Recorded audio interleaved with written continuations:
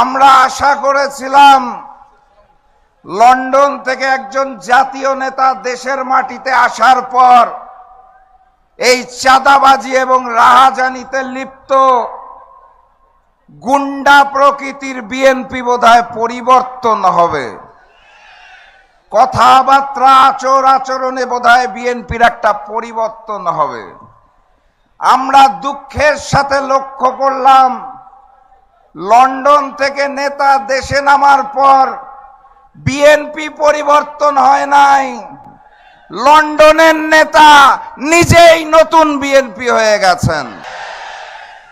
সংগ্রামী সাথী এবং বন্ধুগণ, বিএনপি নামক দলটি যদি রাষ্ট্রীয় ক্ষমতায় আসে তাহলে যিনি প্রধানমন্ত্রী হবেন জাতীয় নেতা, তার দলের নেতারা তাকে বলে জাতীয় ইমাম, তিনি মঞ্চে দাঁড়িয়ে বলেন গুপ্ত গুপ্ত। হ্যাঁ, ওনার মতো একজন জাতীয় নেতার মুখে আমরা এই ধরনের তৃতীয় শ্রেণীর রাজপথের বিএনপি কর্মীদের ভাষা আশা করি নাই।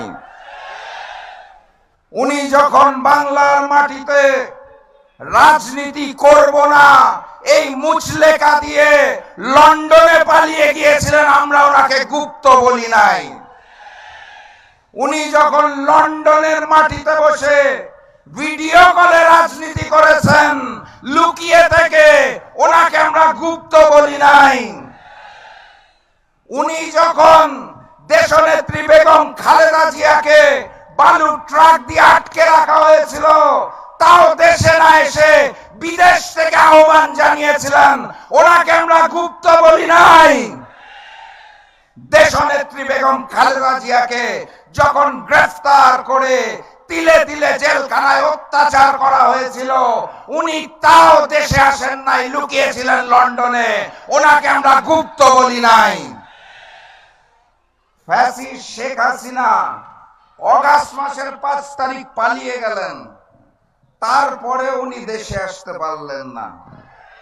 16 মাস সময় লাগলো ওনার দেশের মাটিতে পা দিতে।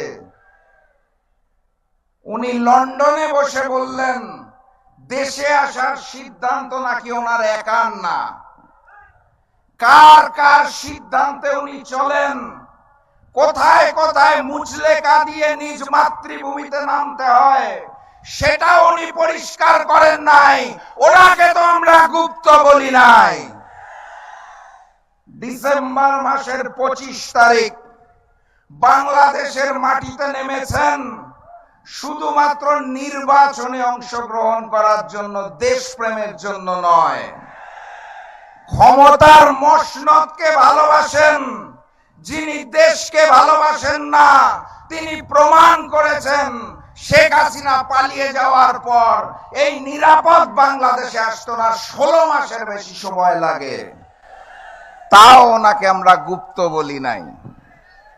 ডিসেম্বর মাসের 25 তারিখ দেশে নেমে উনি বলেছেন আই হ্যাভ আ প্ল্যান।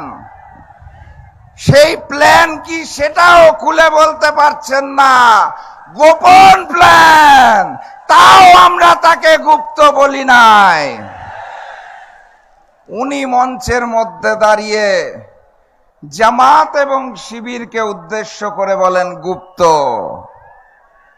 আমাদের উচিত ছিল ওনাকে গুপ্ত বলা, কিন্তু রাজনৈতিক শিষ্টাচারে আমরা একটা জাতীয় মঞ্চ থেকে গুপ্ত বলতে পারি না, এটা জনাব তারেক রহমানকে শিখতে হবে।